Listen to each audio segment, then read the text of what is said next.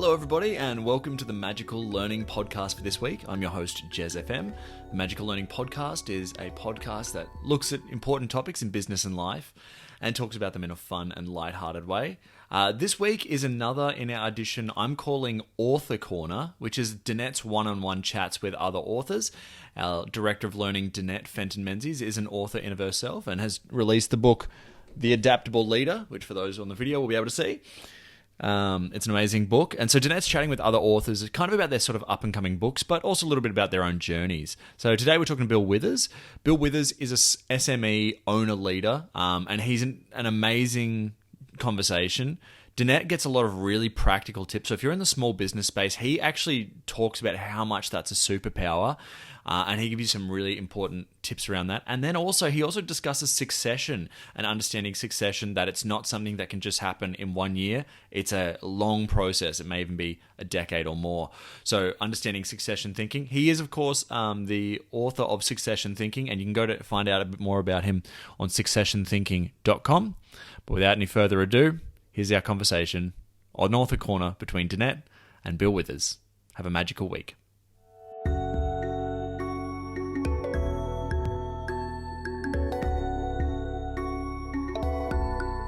Hello and welcome to the Magical Learning Podcast. Today you can see that I have a guest with me, Bill Withers. But before we get Bill to introduce himself, I'd love to see how your week's been, Bill. Well, pretty good, because I came back from my holidays away, which is both going up to the Daintree and seeing my family. And we went back down to our place where we live, which is south of Perth at a place called Eagle Bay. Ooh. And we made sure everything was okay after a few storms had gone through and everything. And then we came back, and Deb and I had a very big weekend because we looked after our 3 granddaughters. So that my daughter and her husband could go east. They're 3, 5 and 7. So wow. We were toast by Sunday night. And then now I've been doing a bit of succession thinking work. So nice. Which is all associated with, the podcasts and interviews. And so yesterday I was on Disrupt Radio, and today I'm with you, and then tomorrow I'm on another podcast. And yes, I'm doing lots of writing and articles associated with this topic of succession thinking. So that's my week. Awesome. So, Bill, that segues beautifully into getting you to introduce yourself and letting our listeners and viewers know a little bit more about you. Sure. Well, I'm a West Australian country boy. My origins are in a town called Kununurra, which I was brought up in the 60s up there. It's about 3,500 kilometres by road from Perth, but it's still in Western Australia. So it was a long way from anywhere. That's where my folks were in small business. In Kununurra, many different types of small business. Nice. So that's my sort of origins. And then I was a very non-committed student at school. I was, in actual fact, I'm an anti-authoritarian. I really don't like, authoritarian systems. And I went to a boarding school. Ouch. In the 1970s, that was, not a wonderful experience for me, and I spent most of my time just fighting authority. So I didn't do well at school, but I did go back to university when I was after doing a range of other working in factories and stuff. By about 20, I was back at university. I did surveying and mapping and cartography, but I discovered software engineering. So that's where I put all my efforts and came out. And I was about 23, joined a one-man band and said, well, look, I'll join you as long as I can become an owner. And so that was with a guy called Charlie Bass. And then I was about 27, I think. I became a owner of that business. And then Charlie, by about 30 or 31, Charlie went off and did other things. And that was really the beginning of my true entrepreneurial life, because I said, well, let's take this from being a consulting business and turn it into a software company. And that's what we did. And then by about 35, we founded Acquire, and Acquire was founded in 1996. And that's when, that software company ended up growing to, I think we had, at its largest, about 120 people. We had 28 different nationalities. We had 7 offices in 6 countries. We had, we had a complex business. And it was while I was building this company to deploy geoscientific information management technology, which, believe it or not, I was very passionate about that at one stage of my life. Love it. But my passions changed, and I became more fascinated by how do you actually build a global SME, And I had the good fortune to be deploying enterprise software into corporations. And what I could see was nothing but dysfunction. And yet I was told this was the place where you find the wonderment of leadership and culture. And so I couldn't square that circle. Yep. And so I just kept asking more and more and more questions, and had the good fortune that we were doing well in our business. We ended up becoming number 1 in our niche. Well, nice. Congrats. And yeah. So still to this day, I don't think anybody would argue that in that particular niche that we were sort of the premium player. Nice. But what it meant is that I had some funds available to me to, instead of doing research and development of our products, I could do what I called commercial research and development, which meant that around this topic of governance and stewardship, I gave myself a large sum of money to go and research it and how to do it. And that's how Acquire provided the opportunity for me to experiment, to discover succession thinking. And succession thinking is now taken to the world through the company we founded in 2014, which is called Adapt. So Adapt takes the product offerings to deliver succession thinking, but succession thinking is a way of thinking and a mindset and a logic, right? And I want to make it very, very clear. Succession thinking at this stage is for SMEs, small, medium enterprises. And then I have some experiments running with SMEs, which are small, medium social enterprises. But this is not for corporations. Yes. I can't see how succession thinking can be deployed because of the disconnect between leadership and ownership. Yep, that makes total sense to me. Does that make total sense? Because we have, in SMEs, we have a superpower. Nobody knows that we have this superpower, and the superpower is that all the decision rights are in the room. And that creates an incredible opportunity as long as we harness it. And unfortunately, and hopefully I'm not going too far in my introduction, but hopefully, this problem that we keep mixing up apples and oranges, right? We keep thinking that a corporation and an SME are actually the same thing, where in actual fact, they're vastly different. Totally different. Totally different. But all of our business education, all of our universities, just about everybody says actually the place to find the leadership knowledge and capability is in the corporation. But you take a leader from that environment, put it in an SME, and they go, what is going on here? Right. Totally true. So there you go. There's my intro. Oh, I love that intro, Bill. Oh, we're going to have such good discussions. So tell us a little bit more about your book, Succession Thinking. What sort of started you on the idea of writing the book? And just let our listeners and viewers know a little bit more about your book. Yeah, okay. So the book is really the end of 20 years of doing that research and development. So it's the it's the summation of everything that was discovered, both inside Acquire and then in the 10 years of working with SME owners and the research determined that I picked up. And basically I used to talk about the 8 successions when I was back in Acquire.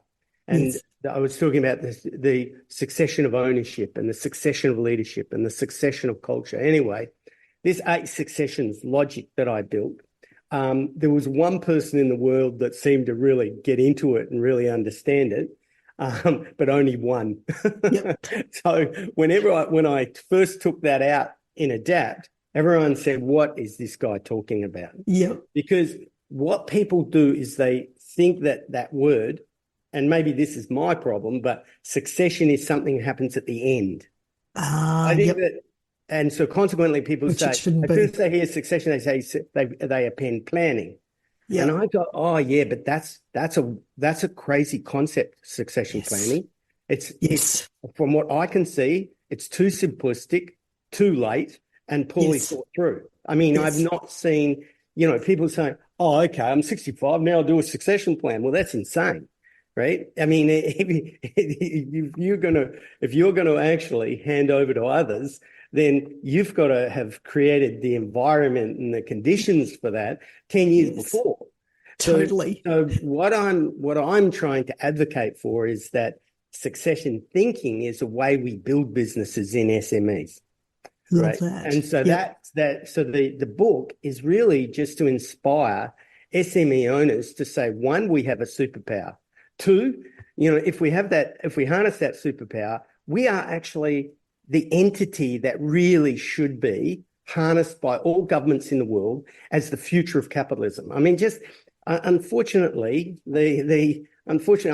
I don't even buy equities anymore. I just do not think that is the way that we're going to get to a place where we can integrate an economic engine with good social outcomes. That's my honest view. And I just feel that, yes, that's the current state of the world. I'm not having a crack at the people that are in that world. Obviously, there's a lot of people. I'm just saying that the SME, by its very nature, tends to distribute power, distributes wealth, it distributes, and it vitalizes or enriches communities regionally, right? Yes. So I can't see a downside to it, and yet I don't see why we don't, as a community, don't really get behind these ideas of harnessing SMEs. Anyway, there you go. I mean, I love that. Totally agree with you as well. So having run businesses for 26 years, so totally agree. Yeah, in your years of experience and that, what have you seen that most businesses get wrong? So people start out with all this enthusiasm, etc., and then stuff doesn't always work. And we know the stats around businesses folding and stuff like that. So curious, what do you reckon do businesses get wrong? Well, I think the first thing I would say is that we need to have the right mindset, right, at the beginning. So what is that mindset? Let me just say that one of the things I've observed is that the people that start an SME, right, I have the highest of respect for. And why do I have that high level of respect? Because they've determined that there's an underserved need. They're going to go and have a crack at solving it. And just about 99.9% of SMEs are founded with their own capital. Yes. So they're going to deploy their own capital to go and try and solve a problem, But what tends to happen is that at the start, that highly strategic mind that decided to do that, because that's a big step, then gets hijacked by the operational demand of the business. So the big thing is that the first principle of succession thinking is seek role clarity. So if everyone knows I'm starting a business, I'm going to have an owner role, I'm going to have a director role, I'm going to have an organizational leader role, I'm going to have a team leader role, and I'm going to have a range of technician roles. But I've also got one other one, which is a cultural leader role. Now, that stack of 6 is in every SME in the world. However, most people will say, okay, I'm founding a business and my name is Danette. And I'm Danette and you're John. Okay. But if people actually realize the complexity that they have on day one of a business, that even if I use role clarity in a sole trading business now, because I'm post my days of being a leader of Adapt. I'm still an owner of Adapt. And then I do my succession thinking work over here as a sole trader. But I still use role logic in all that I do. So that's the thing, if people knew that, and then they said, oh, okay, I'm always going to allocate some time to being an owner. And I'm also always going to allocate some time to being an organizational leader, where as an owner, it's vision and capital. As an organizational leader, it's the strategist. Now, the habits and the practices of owner organizational leader are vastly different to the habits and practices of a technician. Yes. And so what I would recommend to everyone is build good, healthy practices to retain your capacity as an owner, organizational leader, as you build your business, because then you will always be building habits that enhance the strategic capability within you. Whereas unfortunately, we all begin our businesses not all, but the vast majority as technicians. I was a software engineer that knew how to solve problems in mines and with geoscientists. That was what I was good at, right? And so consequently, it's no mistake that the thing that I ended up doing was solving geoscience data problems, right? So you come out, and I'd never even used the L word for myself until I had 30 people working for myself. And I'd never thought of myself as a leader. I mean, I had 30 people. I'd never thought of myself as a leader. That's the reality. I love that, Bill. Sorry? I love that, Bill. Well, it just is, you just all of a sudden wake up one day and, you just have these. I remember having in my book, I referenced this. I had 30 people. We were building two different businesses at the time because we had I won't go into all of that, but we had and then I had this brilliant idea of every Friday, we'll all get together in a room and just share what we're doing, right? Because, and then, everyone would go around the room. And what I noticed is that by 5 o'clock, I was depressed because pretty much everyone's just saying, oh, this is crap, Bill. This isn't good enough. And this is this. But that's business, right? Yes, totally. One, I do reflect and think, well, it was great that they actually told the truth. Yes. And totally. so but what it did was it inspired me to say, well, okay, how do we fix this? And that's, so anyway, I'll pause it there because I was... No, that was a great answer. And I love that insight. It's so true. Those different hats, etc. Oh, love that. In your book, you talk a little bit about businesses and owners setting up their business to thrive with or without them. And so I'm curious, what are some things that owners could do to actually help their businesses succeed with or without them? Well, here's the first thing, right? The reason why succession thinking is about how you build your business is because Amy Edmondson, and I'm sure yes, her concept of trust, I just think is so elegant to have psychological safety and accountability trust. So for the conditions of any form of handover, and a handover is not a delegation, a handover of a decision right or an accountability requires high levels of both psychological trust and accountability trust. Yes. And so you have to be in the learning zone, as she calls it, which is where both of those are high. So if that's the case, right, the question is for the owner, right, a lot of people, and this is very common, is that their perception is that they've been hard done by employees of the past, right? And in a lot of cases, it's absolutely true, right? However, they've got to get over that. Yes. And they've got to say to themselves, okay, am I going to transfer my anger to that person to the people that are coming in the future, right? So the question is to invest in mindset, right? So what sort of, because to build trust, you've got to genuinely believe in that any person you're going to work with, you're going to invest in their development and invest in them. So what's so wonderful about an SME is that the vision of the owner, it ideally, right, it needs others to step up. Yes. For them to achieve what they want to achieve. I've never heard an owner's vision that doesn't require the development of other leaders. So consequently, there's a massive motivation in doing it, but there's usually an incongruity between the vision and the behavior. But the behavior is valid based upon past experience. So I just think that the first step is just stepping into, just the mindset. Yes. Love that. Yep. Thank you.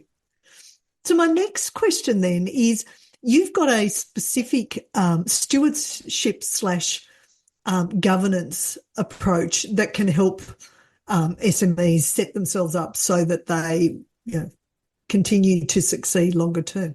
Love to hear a bit more about that. Okay. So the reason, first of all, so succession thinking is a solution for the stewardship of an SME. So I've already said that an SME is ownership and leadership. Yes. Right? Stewardship, I picked that term because all of my experience is that the reason for a lot of the failures in the corporation is because they're built on a mechanistic metaphor. Whereas really my entire business life is about relationships. And so it's a more biological metaphor.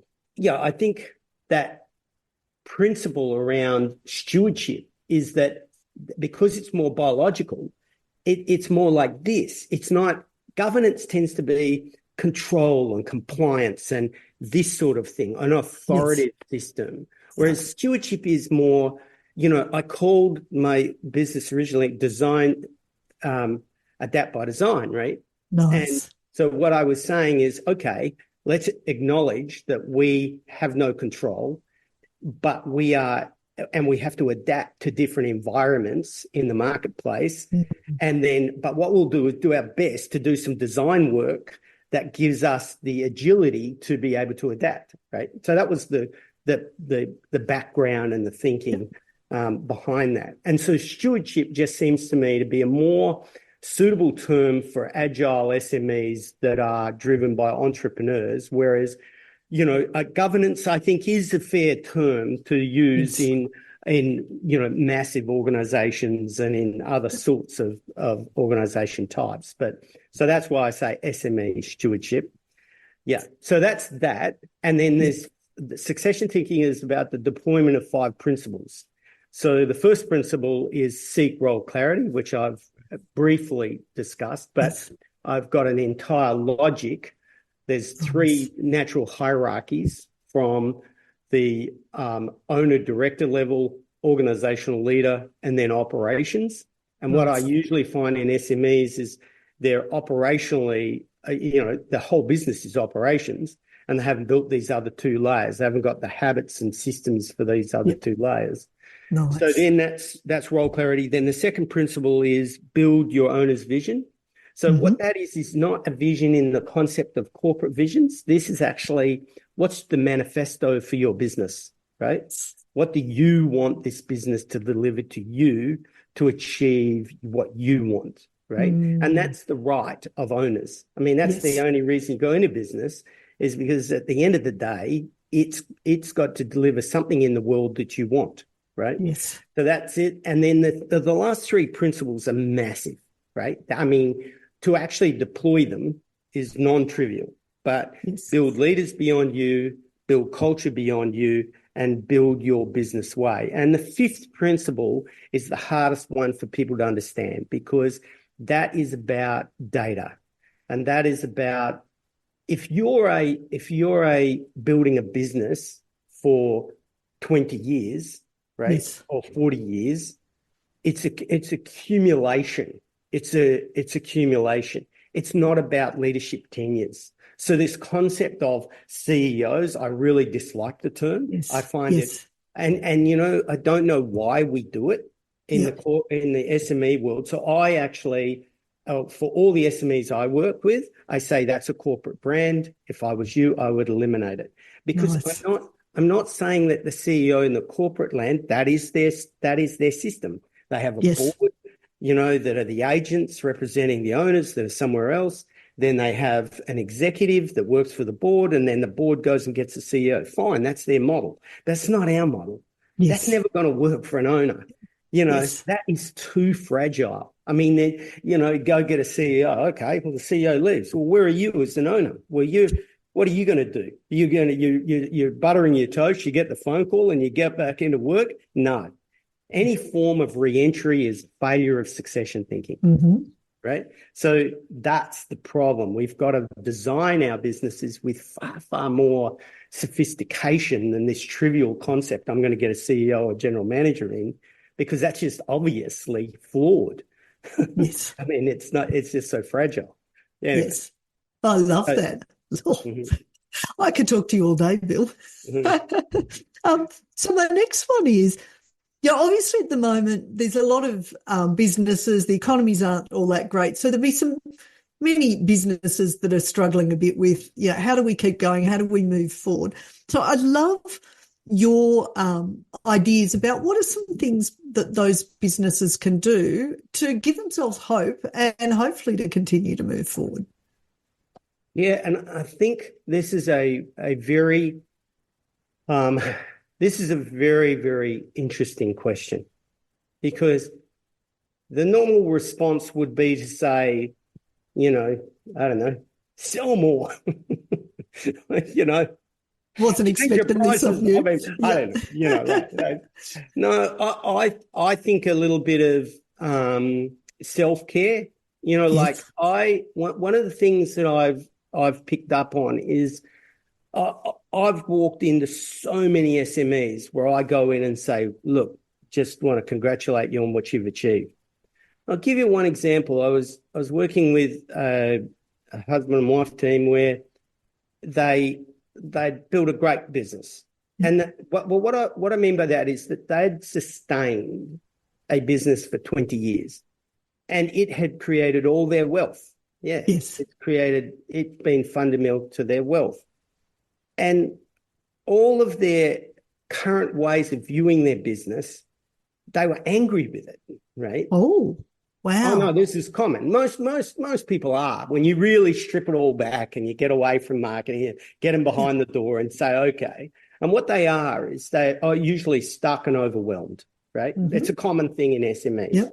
They're stuck and overwhelmed. I'm not talking about what they're doing at the barbecue when they're trying to promote their business. I'm talking about when it's all said and done. Yes. And in this case, they just feel like they were stuck, right? But the story they were telling themselves did not include, I just started asking entirely different questions. And it was amazing just hearing, I think we use metrics that are designed by short-term ROI thinkers. Yes. Right? So what do I mean by that? Financial metrics about the EBIT for the past year. Well, is that really a measure of our business? So they'd been in business for 20 years. So I said to them, what is the sum of all revenue you've ever produced? What is the sum of all receipts sent to the ATO? What is the sum of all the people that you've employed and developed? What is the sum of, and I started doing cumulative statistics as a measure of trying to show to them, I said to them, 7% of businesses make it to a revenue of $2 million. Yeah. Well, you've been able to sustain that for the last 10 years. So I just started throwing brand new data at them. So what I'm saying is park the car, number one, and actually just reflect on what you've achieved, right? But then when you park the car, and if you can step into this, I'm going to give you a new term, right? Part of being an owner is to be the vision custodian. Yes. And say to yourself, okay, this business right at this particular moment is, got some financial pain or it's got some pain. Well, you got to really say to yourself, I mean, it's very difficult to do because you tend to be below the line with fear and anxiety and overwhelm, but it's very difficult to do. But if you can, and it's often good to have an agent, somebody outside the business that can help you, just to say, okay, what is it that you genuinely want this business to deliver to you? Genuinely. What do you want to build a business for the long term? Are you building this business to sell it at some stage? Do you want to hold on to the business but get a lot of discretionary time back? What is it you want? And that, I think, is the place that I think that we do too much reaction. So if we can't click out of reactivity and go to proactive behaviors. So that's what I would say, harness the person that founded the business. Yes. Yeah, love that. And I love the short-term versus long-term thinking and your use of questions, and so now I've got a question about what is your most favourite question that opens people's brains up? I'll tell you what I do in the first 5 or 10 minutes of meeting. So I have a set of cards. In actual fact, if you go to Kochi's Business Builders, right, I did some work with Matt Harrison, and I played the cards, so you can actually watch a video on this. Oh, cool. We'll put a link in the podcast descriptions so people can go there. Cool, yeah. So let me just show you. So I say to them, are you the owner of your business? I just lay these out on the table. I love it. We're usually in a cafe, right? Yes. And I say, an owner, a person who has the decision rights associated with capital and vision. That's my definition. Nice. And they go, yes, I am. I say, and this is fascinating. I say, are you a director of the business? And some will say, yeah, I think so. But anyway, a person who has the fiduciary responsibilities of the business. In most SMEs, this relates to keeping people safe, making sure the business is solvent, right? Yes. So then I say to them, okay, who sets the values of the business and what you really care for and don't care for? And I say, are you this? And they go, nice. Yeah, that's me. And then I said, okay, so who sets all the strategy at the moment? Like I believe you're going to open an office in Sydney. Who made that decision? Oh, yeah, that's me. So I say a person who is responsible for the formation and implementation of strategy while considering the whole system. Nice. Right? I said, who actually, is the team leader that gets the work done, da-da-da-da. And so I hold up this one, right? And as I say, so that you're the one that is actually involved in making sure that the work and the accountability is getting done. Yes, that's me. Okay. And then the final one, I say, do you sell your offering? Yes, I do. Do you deliver your offering? Yes, I do. Do you nurture your customers? Yes, I do. So I then show them that they have a stack, it's hard to hold it all up, but they got a stack. I love that. I say to them, genuinely, just for when you work with me, all these ones, I'm going to park them up, and I'm not going to even talk about this stuff. So you can say, I'm going to work with you on this, where you have the subcategory, right, of being a vision custodian. Mm-hmm. And I'm going to help you get clear about the work that you need to do as an owner and as a vision custodian. And that's where we start, because the conversations that come from that are huge. Do you know what a lot of the real thing that often I've had people where they've got a 25% passive owner in an SME, and it's just driving the active owner, the owner-leader of the business. It's driving him crazy. Yep. But the rest of the business, it just sees the crazy guy, but doesn't understand the complexity of this problem. Yes. So I've, in the last 2 months, I've helped 3 different owners deal with the problem of cleaning up passive ownership. And what I do is I usually coach them to abundance, not scarcity. I say, look, Nice. you need to step into the shoes of that person. Say, look, this is untenable for me, but what can we do to fix this up? And it's amazing if they do that and they actually do step into trying to solve it for the other person. Often they can work something out, and then they clean that up and they can move forward. So what I'm saying is seek role clarity, understand you have the hats, then park up the other hats, step into being an owner. That's it. Oh, I love that. I'm glad I asked that question. That was an awesome answer. Yeah. So, Bill, is there anything else you'd like to share with our listeners and our viewers? Yeah, look, I find it incredibly challenging. Why do you? No, I'm going to flip it around just for a second. Yeah, of course. Now, you're in the leadership industry, right? Yes. You see this time and time and time again. Why do you think, is there anything in what I'm saying that you would say is irrational? Not at all. Okay.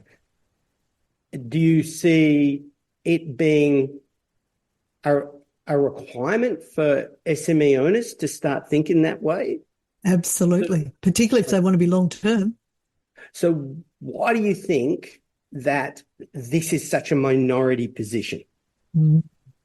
What do you think? Well, first of all, I have to share with you my exploration in the last 10 years. I felt like I've been swimming up a waterfall. Wow. Oh, absolutely. Tell me more. Well, I think we're conditioned to be short-term return on investment thinkers. Yep. And that's the problem I see everywhere. So that how do we recognize that if we want to build true sustainable value? So I'm not talking about the people that are going to make the money or the short-term ROI. What I can prove is that the person that invests in this sort of thing, if you measure it in 10 years, they're far wealthier because they've also delivered to the relationships of their life on their other things, but they're also financially sustainable. So so I guess my point is, how do we help people recognize that having a more long-term view? And I believe that SMEs are sort of like the only entity that can truly do that, because once you have 10,000 owners, it's almost impossible. Well, it's impossible to integrate any other vision than short-term ROI. So that's why the world's gone the way it's gone. So okay, so that's my bit. So back to I love it. So I am very privileged, I reckon. I reckon I'm so lucky. So having run businesses for a long time, I have an accounting background, and I work with a lot of global family businesses that are multi-generation. And one of the things, and I'm about to start a series of 3 books on multi-generational family businesses. And the thing I've seen in them is that their purpose is not about short-term thinking. They have the ability to look that longer term because they think generationally. And so that also then shaped how I thought. And my husband thinks about this business in the same way that I see a lot of poor short-term decision-making, because I work with pretty much every sector, to then work with the family businesses that have been around for many generations and just see that different way of thinking. So I'm so on what your point is there, Bill, because it's absolutely true. Short term, we tend not to make great decisions if we're in that scarcity mindset, etc. So I love where you're headed with this. So the question I ask is, how do we make this the mainstream thinking? See, what you've just talked about is a tiny little sector. It's not a tiny, it's a big sector, but it's a big sector. Yeah. I'm trying to make this, at least make it so that it gets equal airtime to the short-term ROI conversation, right? Yes. How do we do that? How do, the area that you're working in, which is, I totally understand, those, because I think that family business and SMEs, right? I built my SMEs with work brothers and sisters, but they weren't blood, right? Yes. But I don't think I think the SME is very close to the family concept, just without the Yes. blood. In some ways, Yes. that can make it simpler. Yes. You know, Yes. Yeah, totally. right? Because it's one role less. But anyway, I just leave that question with you. Yeah, and I was going to say, I know that great questions open up people's brains. So even starting conversations in the other sectors about perhaps their frustrations, and the imagine if it was possible that we focused more on the long term versus the short term, what impacts could that have?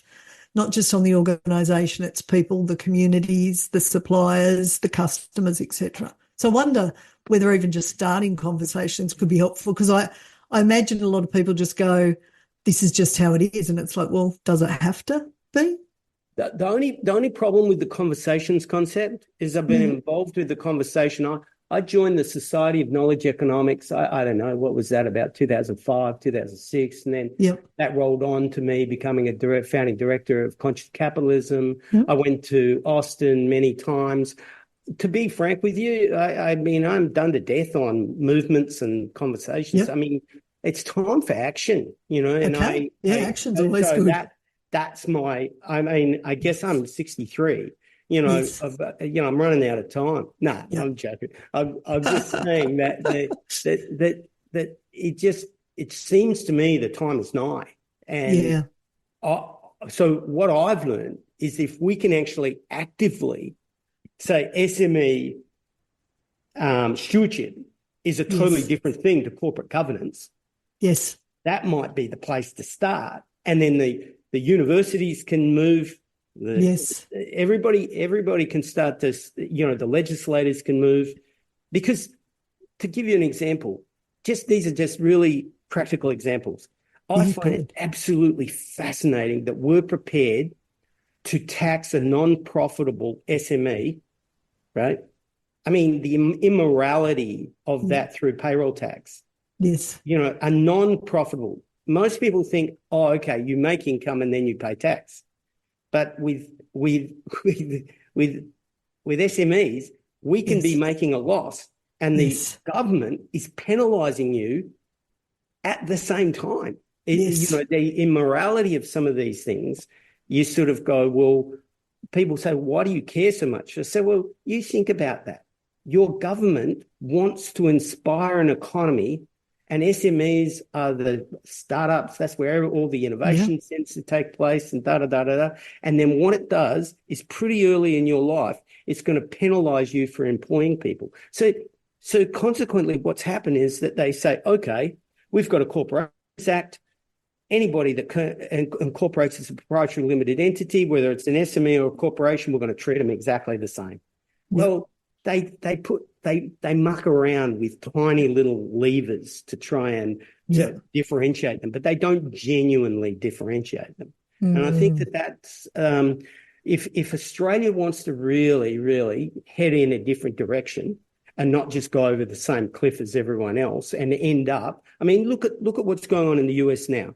They've recognised that the antitrust legislation it's brutally difficult to beat the aggregation capitalism, and that Google and Facebook and all these businesses, Apple, they're almost beyond any antitrust legislation. Yes. Now, if we just let aggregation capitalism go, we'll only end up with one airline, one supermarket, one, as it is, what do we got? Two. And so SMEs just seem to me to be the real producers. I mean, the food producers for a start. If you could just connect the producers to the consumers, well, wouldn't the cost of everything go down? Yeah. Anyway, you're getting some of my passion. But anyway. I love it. I just think the SMEs are the originators of things. Yes. So let's give them let them get greater value for their effort. Nice. Love that and totally agree too. Yeah. So I reckon there's probably some listeners and viewers that would love to have a conversation with you. So where would they best reach out to you? Yeah, I've got so Adapt is the company that I'm taking succession thinking to the world. So there's the adaptway.com Yes. is one place they can go. But if they want to get just information about the book, they can go to successionthinking.com, www.successionthinking.com. And if they do that, there's two buttons there. You can get information about where to get the book, but there's another button that takes you, and you can just put in your name, and we'll send information and get in contact with me or whoever. It's Excellent. just that we've got a system to collect that Perfect. that feedback. Nice. But yeah, and I'm also writing many articles and there's a lot going on at the moment. Nice. But what I'll do is I'll also make sure that all that material's up on successionthinking.com. Excellent. Beautiful. Well, Bill, it's been an awesome conversation and we're definitely on the same page. So before I go, I'll just say to our viewers and our listeners, we wish you all a magical week. And Bill, can I say thank you so much for joining us on the Magical Learning Podcast? Thanks, Danette. No, that was fun.